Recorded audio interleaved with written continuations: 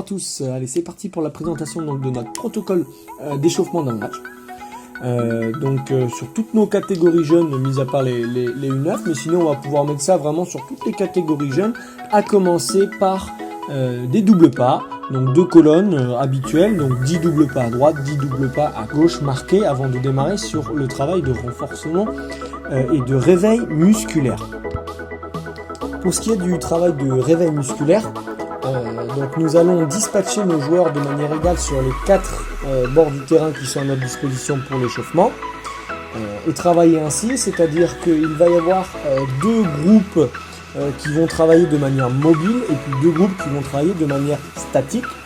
Une fois que le groupe mobile a terminé son travail, on inverse, donc le mobile devient statique et le statique devient mobile. Nous aurons en tout et pour tout 5 évolutions d'exercice que nous ferons à chaque fois 2 fois. Donc le premier exercice, nous allons démarrer là avec course avant, donc pour le groupe mobile, course avant et puis retour en course arrière. À chaque fois qu'on se croise, on peut se taper dans les mains, pendant que le groupe statique est plutôt sur un gainage coude. Alors nous là, les éducateurs, on va plutôt se concentrer sur le gainage, avec notamment le placement du bassin pour ne pas assez haut et assez plat pour ne pas se faire mal au dos. Donc à nous de corriger ce petit placement au niveau du gainage coude.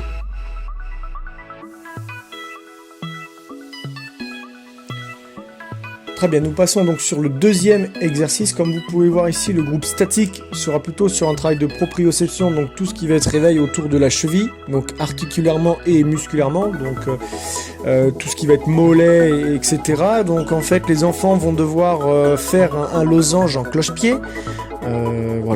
Rien de difficile techniquement, mais la technique va être plutôt sur le groupe en mouvement, parce que nous allons rentrer sur un exercice de course où nous allons mettre en place de la dissociation motrice, c'est-à-dire qu'il va falloir faire quelque chose avec une jambe et pas avec l'autre.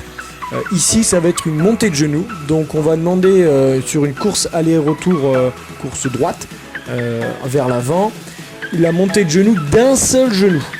Et vous allez voir que c'est très compliqué auprès de nos enfants de réussir à faire quelque chose uniquement avec une jambe et pas avec l'autre. Ça a pour but et pour bienfait pour nous coachs et éducateurs, de réveiller un petit peu le cerveau et d'être capable de faire quelque chose à droite et autre chose à gauche, donc ce qu'on appelle la dissociation motrice. Donc à nous de bien être attentifs sur cette montée de genoux là qui va être très difficile pour nos jeunes.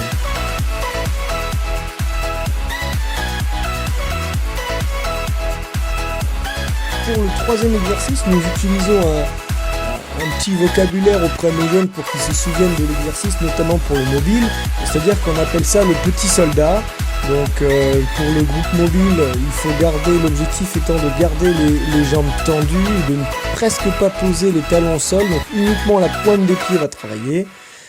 Et d'essayer de vraiment soulever la pointe du pied vers le haut afin de tirer un petit peu sur tout ce qui va être mollet et long fessier. Toujours dans l'idée d'être dans un réveil musculaire. Donc généralement on appelle ça le petit soldat. Ça parle très bien aux enfants. Bien utiliser les bras, ne pas avoir les bras trop gainés, mais au contraire avoir les bras qui nous aident à garder un équilibre. Pour le groupe statique, on appelle ça la rythmicité des appuis, donc au niveau du vocabulaire auprès de nos enfants. Donc là, l'objectif, c'est de réveiller un petit peu notre cerveau à se préparer notamment au double pas. Donc nous allons prendre une ligne. Sur le premier passage, nous allons demander de faire le plus rapidement possible appui droite-gauche devant la ligne et ensuite droite-gauche derrière la ligne. Ceci étant fait de manière fléchie et dans les attitudes habituelles du basketteur et dans les attitudes défensives. Donc droite-gauche devant la ligne, droite-gauche derrière la ligne. Et donc sur le deuxième passage, ce sera gauche-droite. Ça nous permet notamment de nous préparer pour tout ce qui va être double pas. Avant-dernier exercice, donc cette fois-ci sur le mobile, nous appelons ça le roller.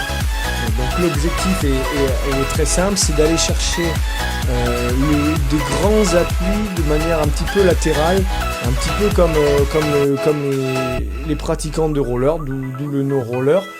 pareil, très parlant pour nos jeunes. Et là, ça nous permet de nous préparer pour faire des grands appuis. Notamment, on sait que sur les lay-up, on va chercher beaucoup de profondeur. Sur les dry, on va chercher de la profondeur. Donc avec le roller, ça nous permet de nous préparer à ça.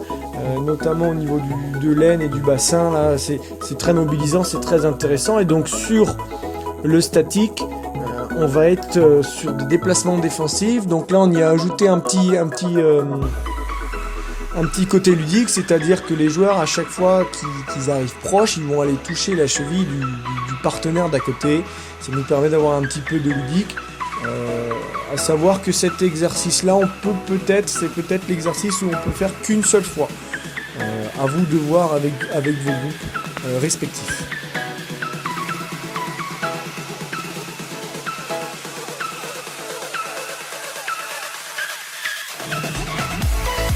Et enfin, nous terminons donc ce protocole d'échauffement avec un exercice plutôt cardio où notre objectif va être d'augmenter un petit peu la fréquence cardiaque pour être prêt à proposer un effort de haute intensité lors du match.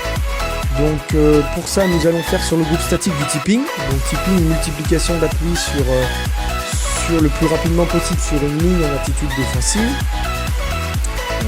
Pendant que le groupe mobile, lui, est en sprint. Close out, ce qu'on appelle close out, c'est multiplication d'appui quand on est proche de son camarade, parce qu'on va ralentir, faire plein de petits appuis, se taper dans les mains et revenir en slide défensif.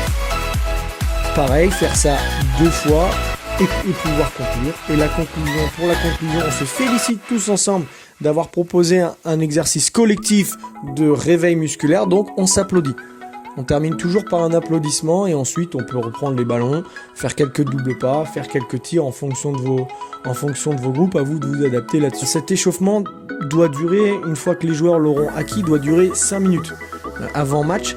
Et on sait combien c'est important de préparer son corps à un effort pour éviter un maximum les blessures, notamment après cette sortie Covid là où mine de rien nos enfants ont été beaucoup moins actifs que d'habitude.